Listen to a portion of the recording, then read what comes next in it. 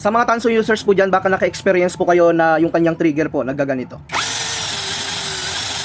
Ayan, makikita po ninyo parang umano po siya na humihina at saka lumalakas. So almost 2 years na kasi sa akin yung ating cordless drill na ito na 13mm. Palagi ko po itong piniplex. So sa kaka-trigger po natin ng kanyang trigger po dito is nagka-diferensya po siya. Yung ginagawa ko dito, napaka-epektibo po ng ganitong klaseng technique. Nagawa ko na rin ito sa ibang power tools ko ito. Hindi lang po ito para sa Tanso. Kahit anong power tools, pwede nyo po itong gayahin. So ito, ulitin natin.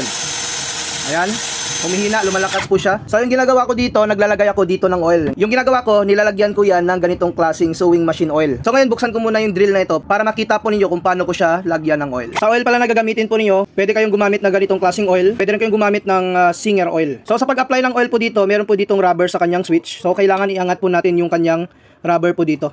Yan, no? Dandaan lang po, no? Para hindi po siya punit. So once po nakaangat po yan, makikita po niyo dito sa loob may nag-slide po yan pag once po na inano natin. Pinipress po natin yung ating trigger po dito. So kailangan mapasok natin yung oil doon banda sa kanyang trigger na nag-i-slide. So makikita po niyo nakaangat na po dito yung rubber. So yung iba pala gumagamit po dito ng W40. Kaso lang pag W40 yung ginamit, masyadong malakas po yung W40. Madali pong napupudpod yung carbon sa loob. So mas maigi na ganitong oil lang po yung gagamitin po ninyo. Sa akin kasi ina-apply ko rin ito sa mga switch ng mga amplifier. Napaka-epektibo po nito. So matagal ko na itong ginagawa. Yan, makikita po niyo nakaangat po diyan yung rubber po niya na cover. So magpapatak ako dito ng oil. So 2 patak lamang. And then so ibalik lang natin yung rubber, no, makapwesto ng maayos. Tsaka laro-laruin lang po ninyo hanggang sa pumasok yung oil doon mismo sa loob. Nangyayari po yung mga ganong senaryo dito sa kanyang trigger dahil po yan sa paiba-iba yung temperatura. So nagmo-moist po yan sa loob, so nagkakaroon po yan ng dumi sa loob.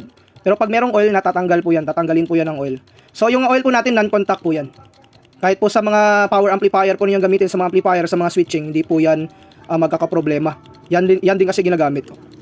So ngayon kabit ko na ito para matest po natin. So ito nga, nakabit ko na yung mga screw. Subukan na natin yung kanyang switch. Kung magkakadiferensya pa rin yung kanyang switch, nalagyan na natin yan ng oil. At saka inano natin yan, tinigger po natin ng tin-trigger para po mas pumasok yung oil sa loob. So ito po, check po tayo. Yan. Yan, so okay na po siya, yan.